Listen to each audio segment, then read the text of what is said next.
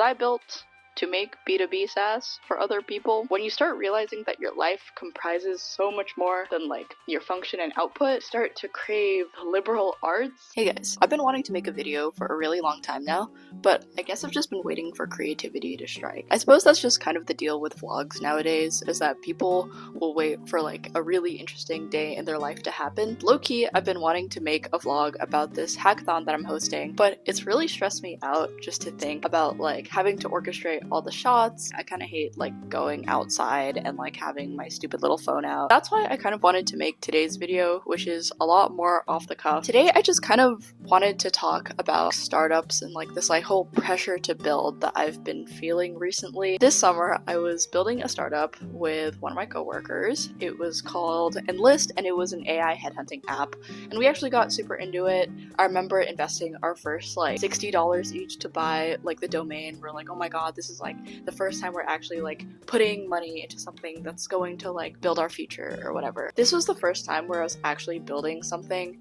that felt more like a startup. Up until then, I had just been building, I guess, like little full stack apps that I could share with my friends and stuff. And so when I started building this AI headhunting app, I was so excited to actually get it into like actual recruiters or like startup founders' hands. And you know, we did all these like customer discovery interviews, and it was just like really interesting to learn about people's problems and be like, okay, I can like actually build something that solves people's problems and then maybe like profit off of it. But with this being my first like actual like startup like idea, I ran into my first dilemma, which I totally didn't expect. Every time I would build, I would get really stressed out about the implications of my project working out. We had just built like a scrappy little like platform, but the idea of it actually working out really scared me. What if we have to move out to like SF, drop school, like all this kind of stuff? And I sort of started spiraling even in the very early stages of like building an app, which is really surprising to me because I think we live in this era where dropping out of school and like raising money and all this kind of stuff is so celebrated. This summer I was on like startup LinkedIn. It was so like crazy. I feel like I kept seeing like 16-year-olds or like people my age just like dropping out, moving to SF, like being in the most recent like YC batch, doing all these like crazy marketing stunts that I thought were super interesting. And I was like, oh my gosh, like I also want to build a product. But when it actually came to my own path and thinking about like rediverting my entire life like at Columbia in order to move to SF, I sort of panicked. And it feels kind of silly, I guess, to reflect on now because we were just so early. I mean, all we had really done was just like build a couple features and then like buy like a website domain. But the prospect of the future really freaked me out and led to an insane amount of like friction and burnout to the point that I kind of didn't want to build the project anymore. It kind of got me thinking, I guess, about like multiple things.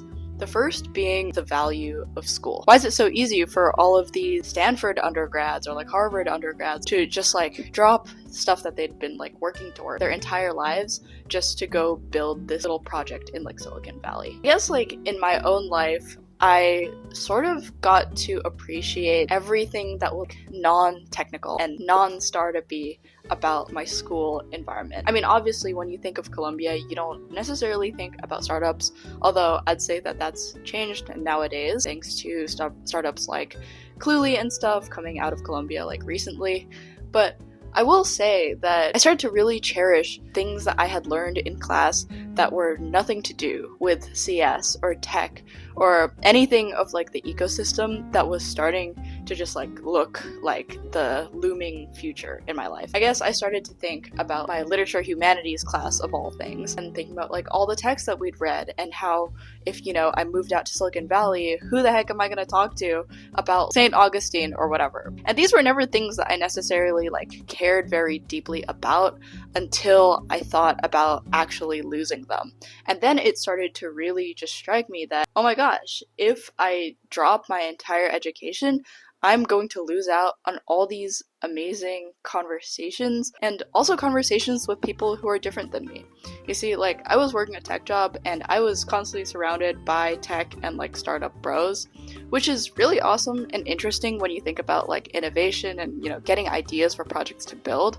But when you start realizing that your life comprises so much more than like your function and output, I think you start to crave, I don't know, like the liberal arts. I just got so freaked out about like losing all of that prematurely just to build this little tech idea. And I guess it made me reflect on my own path as a student and individual. Like, was I built to make B2B SaaS for other people? I guess my first takeaway from getting burnt out by this whole like startup culture thing and building culture thing, even prematurely, was just appreciating the value of school, I guess the diversity of opinions and perspectives that you can actually get. The second thing that I sort of started to think about when I got over this whole existential stress of thinking about the future was this idea of just like projects and agency in general. As I said earlier, building AI headhunters was the first time I'd actually built like a startup-y idea. Up until then, everything had sort of been a project that I could sort of compartmentalize. I could have school and then the project going on the side, and a lot of the time the project working would spill into my time spent at school. But it was like never my main quest, I guess I started to really value the time I had within the framework of school to just work on my own thing. I know that sounds really counterintuitive because it feels like the point of going to university is to do university. One of the beautiful things about actually being in college, if you have the privilege to do it, is to have this blanket identity, of you being a college student, while also having this ubiquity of time to do basically whatever you want. I feel like this is one of the moments where you have the least number of like personal or interpersonal responsibilities. Most of the tasks that you have to do in school are just completing schoolwork, doing homework, and getting your P-sets in on time. Ultimately, you can still hide behind your academic identity while building all of these little side things that just let you learn and actually like explore things that you are interested in. I think I do want to go back to the idea of this like pressure to build and to monetize. A couple of days ago, I actually went to this event that was hosted by a VC firm. One of my friends said this really interesting thing, which was when you build projects, it's mostly to maximize your learning and building and personal growth experiences, whereas when you do startups, the main goal ultimately just to do sales and make money. And certainly I got a sense of this at my startup job. Everything sort of went down to sales. If you did a sales call well, then ultimately your product gets used. Or if you market it in a particular way, that will become the defining face of your product. And I guess I've just been sort of grappling with the fact that I've spent all of this time trying to think of things that are like inherently monetizable instead of just maximizing my own personal growth. And so this kind of just got me thinking about like the whole point of like consumer social.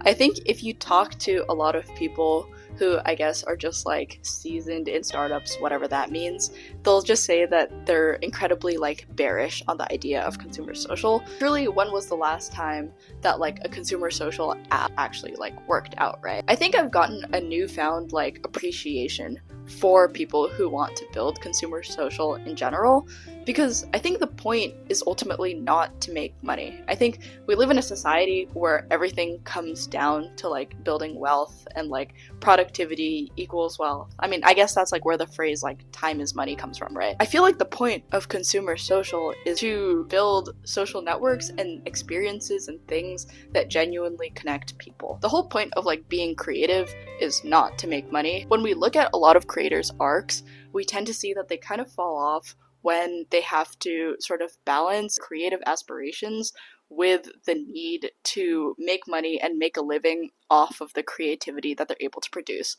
And inevitably that creates like a ton of burnout, which I think is pretty equivalent to getting burnt out by just like building and like doing startups in general. Because I think you have a lot of people who are just like really passionate hackers at the end of the day who, you know, get thrown into this market where they have to do sales all the time instead of actually like hacking the way that they enjoy. Back to like consumer social, right? Last semester I was building a project called Solar, which was digital business card wristband type things, which in itself is not a super unique idea. You just like tap your phone on a wristband and like a profile pops up. It was super fun to build. I mean, I had a really fun time just thinking of like different like creative profiles that I could set up, or like different ways I could get people to engage with my product. Like my co-founder and I were thinking about bringing it to different conferences, YC Startup School, all that kind of like fun stuff. And honestly, that was one of the best parts of actually like building a thing, which is like getting people to be excited about it and like putting it in people's hands and being like, yes, like I built that thing. I think you can like apply this logic to just like looking at any sort of like creative medium, which is like you don't really watch it in order to, I don't know, like save money or time or anything like that, right? Like, I think we engage with like creative mediums because we ultimately just want to feel something as people. I used to really not understand the whole concept of vlogs. I think I would be like, okay, well, I'm alive as well and I do fun things in my life as well. Why would I ever want to watch someone else doing fun things when I can just like go outside and like do that kind of thing? But like, as I've gotten older, I've gotten like such a huge appreciation for watching vlogs, especially from like small creators, because I love just seeing like the passion they put into like editing and like being able to like tell their stories. They create things so then other people can feel our humanity and as a consequence feel more human themselves. And so maybe, I'm not sure if that's like a super compelling argument for consumer social and trying to tend toward these like more creative projects.